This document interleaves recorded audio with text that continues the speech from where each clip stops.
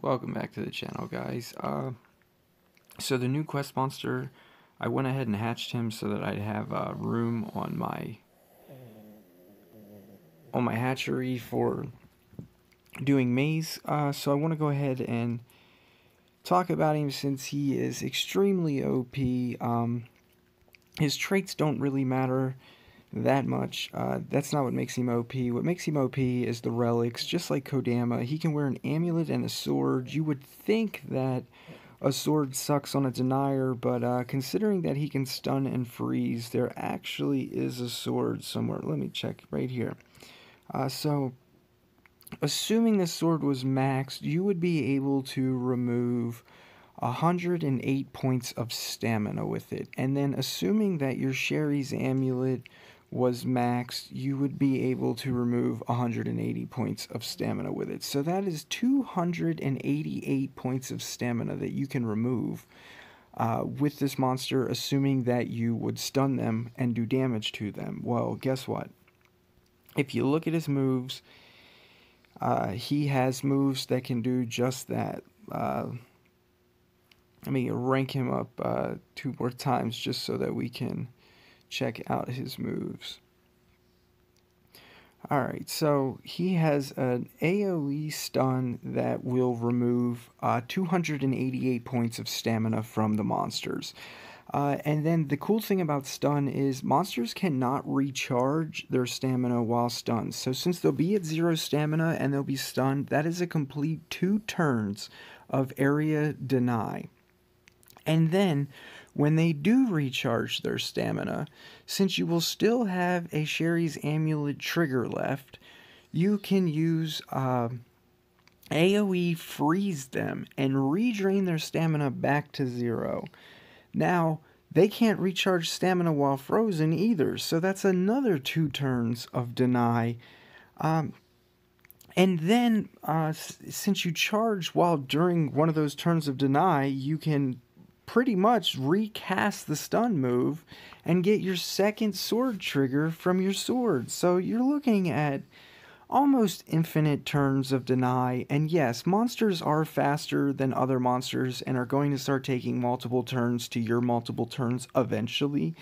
So, I mean, instead of charging on one of those turns while you're waiting for them to recoup, you would most likely single freeze. And yes, single freeze would use an amulet trigger. If you hadn't used your amulet trigger and you use this move here, Polar Rift, you will burn your second amulet trigger. But that's okay because you will still have the ability to AoE stun again, and you will use your second sword trigger to remove 108 a second time.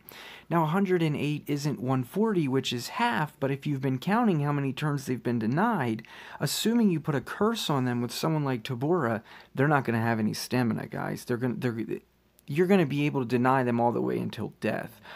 And the cool thing about this monster instead of Kodama is Kodama's CDAs, and there's a huge risk that you will get ulted.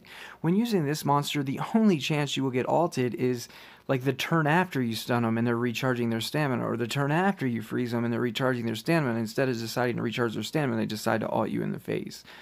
So this monster is extremely good. Its other moves, I mean, technically you could probably get away with stamina leaking all the enemy to make sure they didn't get stamina back.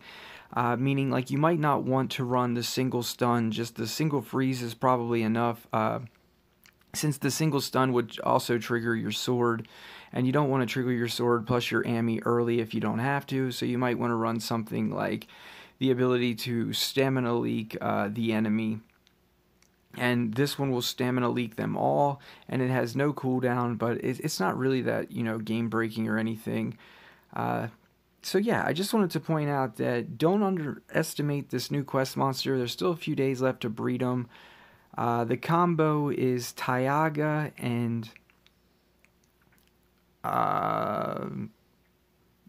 Pixel, I think, but I've been using, actually, let's just check.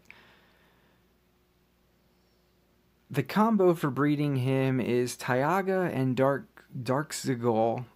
In my case, I just used Gaunlet, but yeah, so you want to try, if you're not getting him, spend gems, guys. He's definitely worth gems, especially if you don't have Kodama. This guy is way better than Kodama in comparison to Backwards Tabora from PvP. Backwards Tabora from PvP doesn't have anything on this monster other than the fact that you're going to get free ranks. This monster is definitely worth your Stardust. Those other monsters are not, in my opinion. I myself will be ranking this monster. I hands down would like to outrank my Kodama with this monster, meaning I think Kodama has just hit its retirement. This monster will be the one replacing my Kodama most likely.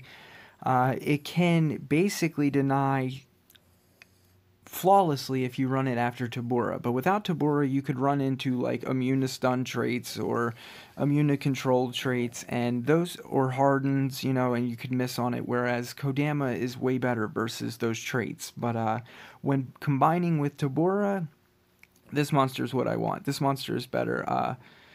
And you guys know that I spent a lot of time in the Gauntlet, so my opinion should come with some merit when I say that, you know, this monster is good in the Gauntlet, guys. Even if you don't want to replace your Kodama, oh well, then you make a backup team. Use like Kodama and the race monster, and then use this monster and Tabora, and then you got 2 clear teams in case one dies. So yeah, I just wanted to break in and tell you guys that video tonight, and stay tuned tomorrow for another video. Later.